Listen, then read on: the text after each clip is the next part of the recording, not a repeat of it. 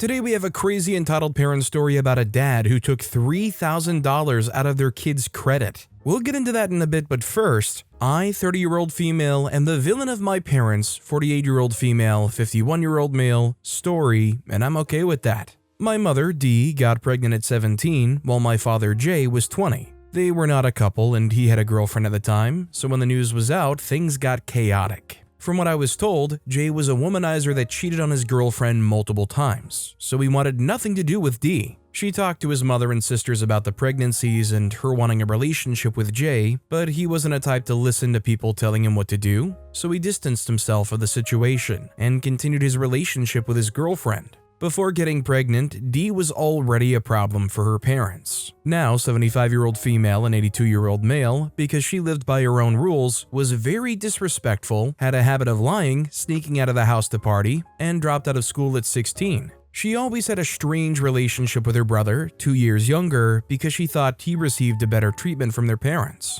When Dee was 7 months pregnant, my grandparents decided to move to a bigger city against her wishes because they thought her relationship with Jay was unhealthy, and this way they could help her raise me while she would go back to school. My grandmother was the breadwinner, and my uncle got a job at 15 to help with the bills, while my grandfather was a stay-at-home granddad, and my mom split her time between school and work. That would last a couple of years until Dee became obsessed with another guy, decided to marry him, and took me to live with them when I was 2. Her husband, male, 2 years younger than her, worked at his father's company, and Dee was a stay-at-home mom. They had a party-all-the-time lifestyle, and I was always with them on road trips, parties, pubs, and barbecues with friends. When I was 4, my sister G was born, and with the new baby, they couldn't party together daily like they did before. That's when M started to go out without Dee, and when he came back home very drunk, they argued a lot, had scream matches, and after some years of this dynamic, he eventually started to hit her. Dee's relationship with M's parents was rocky, and they judged her for being a young mom and considered her a gold digger. When she asked for their help because his alcoholism and the domestic violence, they helped, but blamed her and the pressure she put on him of being a breadwinner while being so young. Dee and M tried to work things out for a while, but eventually his addiction won, and they divorced when I was 7. Dee, me, and my sister went to live with my maternal grandparents. One thing I remember about Dee's and M's marriage was the constant tension in M's parents' house. Dee and M had me calling him dad since I was 3, so I used to call everyone grandpa, grandma, uncle, auntie, and everyone was so polite but not warm. When G was born, everyone treated her so well. She was everyone's favorite. She always received kisses, hugs, compliments, and I didn't understand why people didn't treat me the same. Dee also treated G better. I always had the feeling that Dee didn't like me because she almost never hugged me or talked to me, ignored me when I tried to show affection, and was always cold towards me. And M? He always seemed like he didn't want to be a father or husband and was always doing stupid things to feel alive, like speeding his car while drunk or sitting at the window with his legs out in our apartment at the 29th floor. A few months after their divorce, Dee took me to a trip to the mall, and as we ate McDonald's, she told me M was not my father and that I actually had another dad. She then introduced me to Jay, who had a quick chat with me, bought me a doll, and then we went home. It was a weird day. A few months passed, and as I saw him again at a doctor appointment, who was in fact a DNA test, he was with his wife, as he was now married to his girlfriend from when he was younger, and they didn't speak to me and Dee at all. The test became positive, and I officially had Jay's last name added to my name, and he started to pay child support. I never saw him again after the day we had the test done. Money was tight in our house because my grandma and uncle worked but were paid minimum wage. Grandpa worked as a handyman and carpenter, so it was challenging to feed everyone, pay rent, utilities, clothes, etc. Dee had child support from J and M's family but would always claim she had no money. M was a wreck and completely out of control, and his family hated to pay child support, so after a few months, M's parents offered to raise my little sister as they were wealthy and could provide for her and enroll her in good schools, etc. I remember being so confused because I didn't want to be separated from my sister, and I wanted to live with grandma too, but she was not my grandma. Dee accepted the offer and started to live by her own rules again. She worked and was barely home when she had free time. After my sister went to live with her grandparents, I became a lonely kid. She would come to our home every other week for the first year, but then her grandparents started to bring her less and less to see us, and Dee didn't care enough to go see her at their house as well. Sometimes she would send me to spend time at their house, and it was always weird because, again, people were polite but not warm. I felt so much resentment because my sister lived a better life than mine with toys, clothes, trips, private school, language classes, etc., while I was in public school and mostly alone in my house watching TV and playing with old or donated toys. We had two completely different lives, but one thing in common was that Dee weren't present in any of them. Ever since her divorce, Dee became colder and more distant. She worked all day and partied all night from Monday to Monday and almost always slept at her friend's house to avoid going home and having to listen to her parents lecture her for not taking care of her kids. She had a terrible relationship with her parents, and the three of them would always fight because of money and responsibilities. When I was 8, I asked her why did she have kids if she didn't like her kids, and Dee told me she wanted to have an abortion when she was pregnant with me and Jay rejected her, but her parents didn't consent, and that's why she hated them. My grandparents didn't have the habit of saying I love you, but they showed me love by taking care of me with kindness and respect, and I also learned a lot from my uncle, who loved to spend time with me when he was home from work. I used to pray every night asking God that my grandparents reveal that they're my real parents and that Dee was just a mean sister. I remember sometimes not having a proper shoe or clothes to go to school, and my grandma would buy it for me, even if she didn't have the extra money. But in her bedroom, Dee had a nice big collection of high heels and high-end party clothes. When I was 9, Dee got together with her second husband E, 15 years older than her. He had 2 daughters from his first marriage, who were 12 and 14 at the time and lived with their mom. I never confirmed that, but it always seemed like they had some kind of agreement that he would not raise someone else's kid. E used to pretend I didn't exist and ignore me. He wouldn't talk to me or acknowledge me if I was in the same room. When I was 11, my mom became pregnant with my sister L and went to live with E. My grandma asked her to take me, but she talked to me in private and asked me to say to my grandma that I didn't want to go with her because she wanted to start a new family. 1 year and 5 months after L was born, Dee gave birth to my brother R. When R was 1 and L was 2,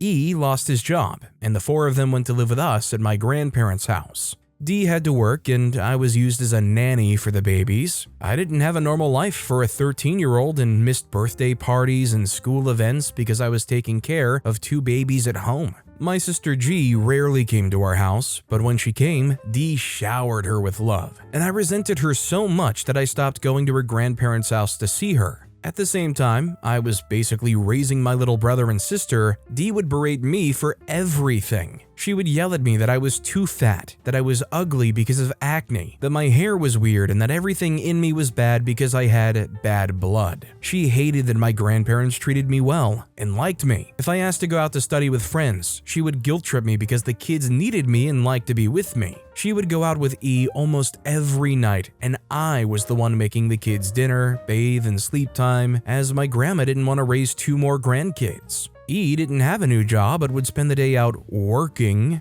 Later, we discovered he was addicted to gambling and worked as a poker player for his wealthy friends. As the years passed, I became an angry teenager because I felt misunderstood, lonely, and used. I started to yell back at Dee when she yelled at me, and our home became a place full of tension. My uncle moved with his girlfriend and her kid, and I hated that me and my grandparents were stuck with Dee and E at our house. I loved my baby brother and sister like they were mine, and at the same time, I hated to be put in that situation without a choice. Everyone used to say, "You need to help your mom with the kids." But all I wanted was a normal teenager life, so I started to dismiss Dee's requests and do my own thing. At 15, I met F, 2 years older than me. He's now my boyfriend and we live together, and started to go out with friends more and to have a social life. Dee hated this because it meant she had to step up more as a parent to her younger kids. When I was 17, I was seen as difficult and rebel because I stopped listening to Dee's orders and requests. My sister G was 13 at the time, and she used to come to our house once every 3 or 4 months.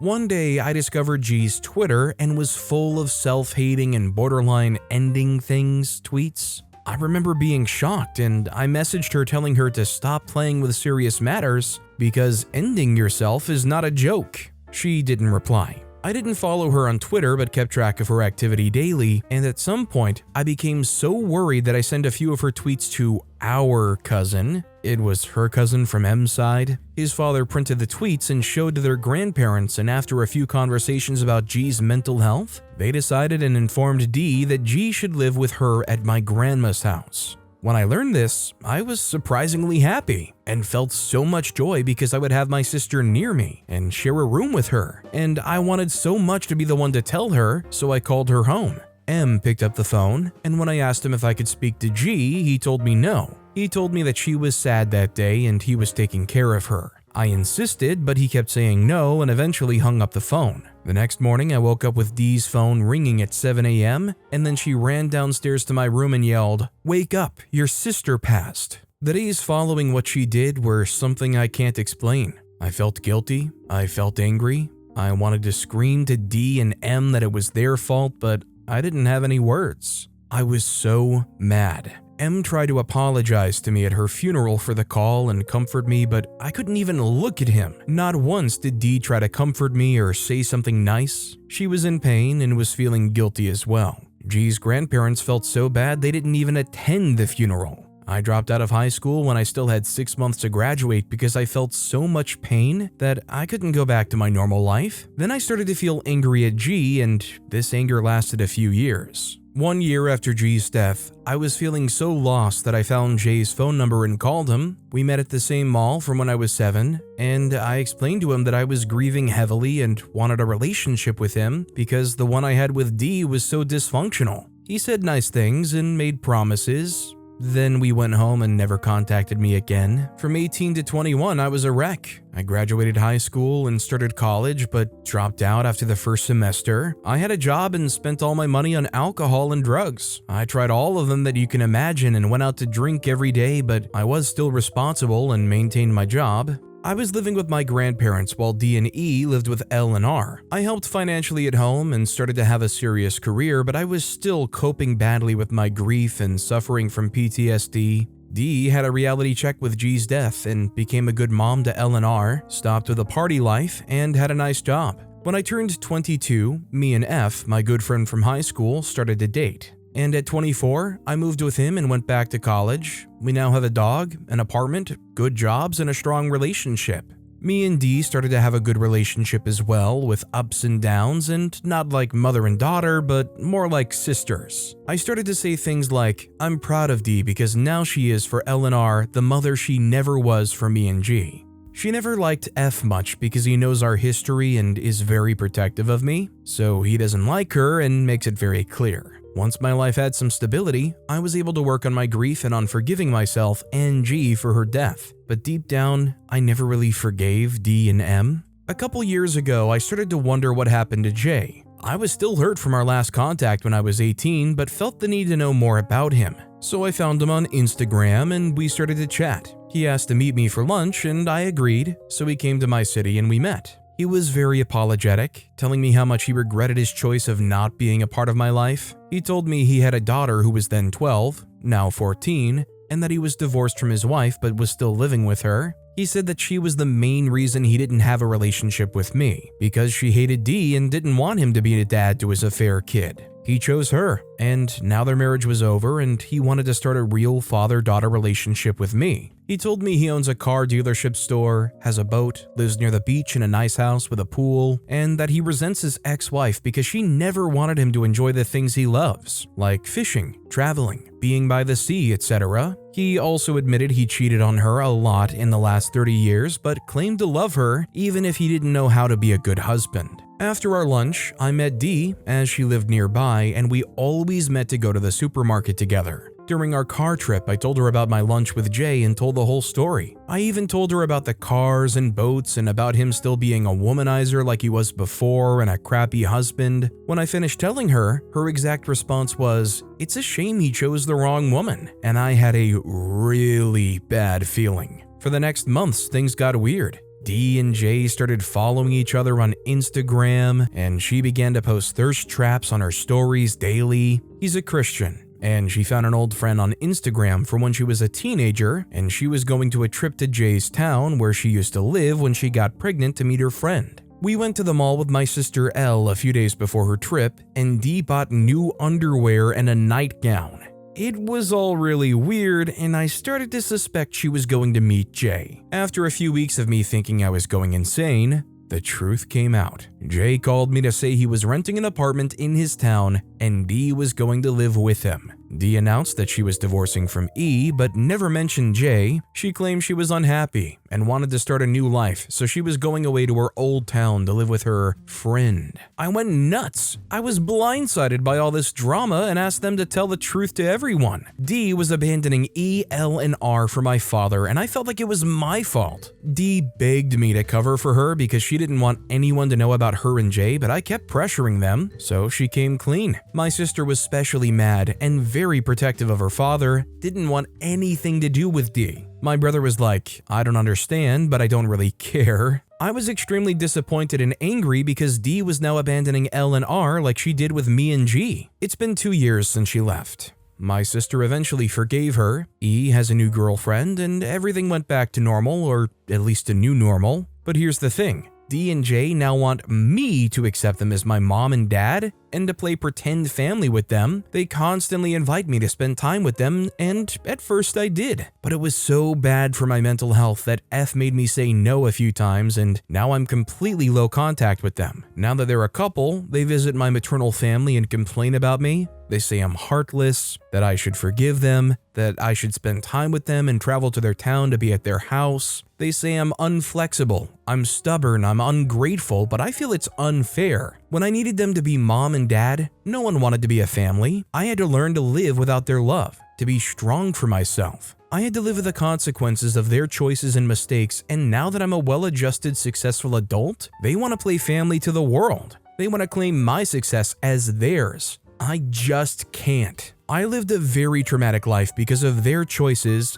I felt unloved and uncared for, and now they want me to love and care about them. They claim that I need to be present for them and my sisters, and that I need to understand their choices and that mistakes were made, but they meant no harm. Do you want to know why Jay is divorced from his wife? 1 year before I followed him on Instagram, another daughter of his did the same. She is 2 years older than me and another affair kid. His wife didn't know about her. Jay claimed that he knew but thought she wasn't his, so he never mentioned her or her mother. This girl is JJ, and she desperately wanted a father, to the point she caused Jay's divorce by fighting constantly with his wife and showing up uninvited in their lives. When Jay met JJ, he felt so guilty he wanted to be the father she needed. So when his wife opposed to this, he simply divorced. Now, JJ works with him at his shop and is BFFs with Dee. She messaged me on Instagram saying she always wanted a sister, but I just ignored her. I hate that she exists because her experience basically makes mine unacceptable to them. Because if she forgave Jay and became the perfect daughter,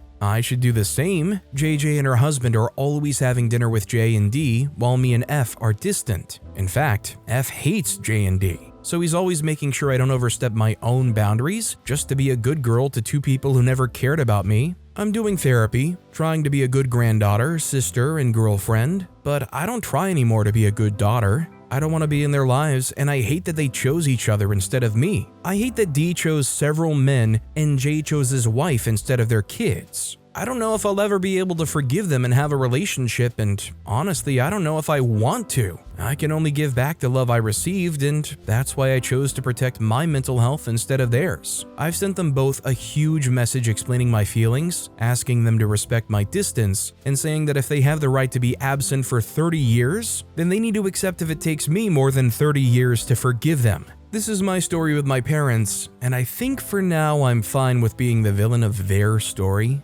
All I can say is, I was not expecting a story to hit me that hard today. When it got to that point in the story, which I'm sure most people know which point I'm referring to, the next line where they said wake up was so shocking I actually had to just take a minute to even get to reading that line. Obviously, I just think it's important that OP doesn't compromise on their feelings and well-being for the sake of anybody else at this point. I'm glad to hear that OP is working through it. Unicorn Star 1988 commented, "I'm sorry about your sister. Was there a reason why she did what she did at such a young age, or was it an unexplained mental illness? The fact that you have PTSD from your parents playing musical partners all your life means you have to protect yourself, and the fact they don't acknowledge what has happened to you because of it is very wrong. You don't owe them anything, not your time, your money, or your life. They gave it all up during your tender years when you actually needed them, so the fact that they want to play happy families now is disgusting. Continue being the anti-hero, not the villain all you want.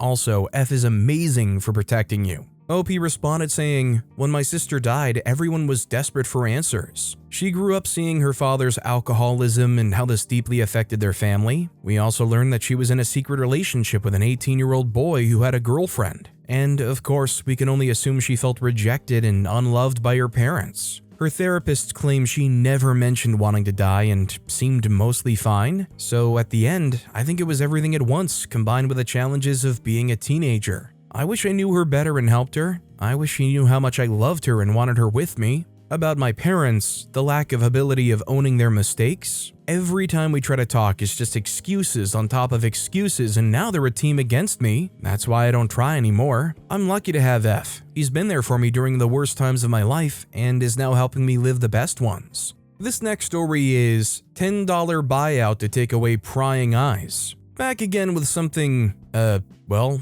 you tell me what you think. I was playing on my Switch when my brother got home from school. He walks down the road and enters the house like normal or whatever, and I greet him with a, "Sup, got any fruit?" And we do whatever we need to. He usually calls mom to let her know he's safe and goes on his phone for a bit before going and taking a bath. He went into the bathroom before mom came into the house as he was gonna take his bath. I greet mom at the door. If I didn't, she'll be ticked that I'm paying attention to my phone more than her and will not want to hug or kiss me, and if I don't immediately try to come to her after she's already upset, she grounds us, takes phones and games, and even threatens to turn the phone plan off so we won't be so consumed in our phones. Mom does whatever she needs to, and that's it. But then I hear some commotion from the bathroom. My mom had opened the door to the bathroom, knowing well that he was in there. He was taking off his clothes and he had stopped because she obviously opened the door. He told her to get out and she was pestering him, and then he said, "If you get out, I'll pay you $10. I'll give it to you right now, just go." And he gave her the $10 bill. She left as she came and the door closed.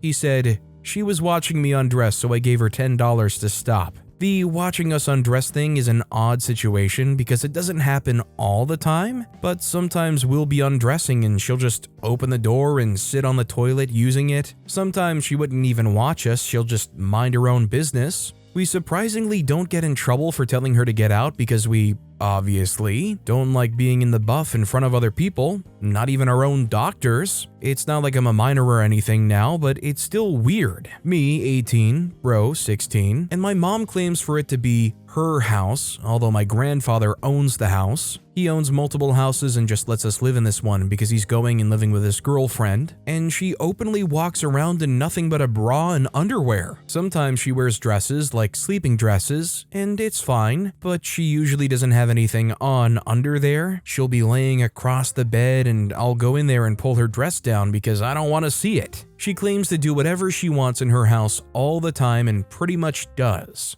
Maybe it's just me, but it can be a little weird sometimes. That's all. Thank you. So I'll say like 95% of what OP described here is actually pretty disturbing. Her freakouts if you don't immediately greet her at the door, and especially the most troubling thing is just walking in on you in the bathroom undressing. That's not normal, and that shouldn't be acceptable, especially when you don't have that level of comfort around your family. That said, the one thing about sleeping in their bed or whatever and things are visible, if there's like an expectation of that's just how they sleep, I think that's a little bit more on you for going in there, but the rest of the stuff is pretty suspect. Taken Toss IVXX commented, "Do the doors not have locks? Your mom needs some serious help. Throwing a tantrum if you don't greet her at the door? The only thing I expect to greet me when I walk in the house is my dog. I've gotten home from work only to realize an hour later that I hadn't actually seen my kid. I know they were home and safe, they just didn't bother to pause their game just to greet me, and I'm fine with that. The wearing only a bra and underwear around the house is incredibly weird too. OP responded saying, "We'll be grounded if we lock doors." I'd locked the door so many times that at one point, she took the doorknob away and I had to use a shirt as a pulley system to open and close the door. I have had my doorknob back. Our next story is, my dad took $3,000 out of my credit. Background for this: I, 20-year-old female, haven't had contact with who I call my sperm donor, Dad, since 2019 when he SA'd me when I was taken away from my mom. I immediately cut contact after I was allowed to go back to my mom's a few months after being traumatized for a few weeks. She knows what happened, but since there wasn't any physical evidence, they couldn't charge him with anything. Well, after not having any contact with him since then, besides me having to message him back on one of my birthdays, telling him to end himself because he would consistently send me the most guilt-tripping messages I've ever gotten, I recently tried to apply for the local community college in my town.